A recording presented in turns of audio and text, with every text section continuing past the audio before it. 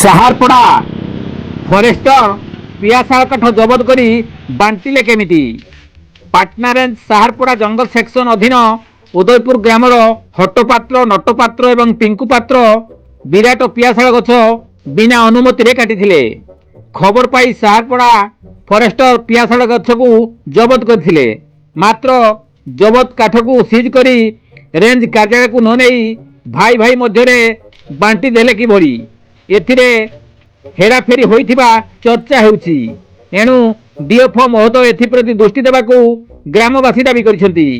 କବିନ୍ଦ ରାଉତଙ୍କ report, KD news Odia.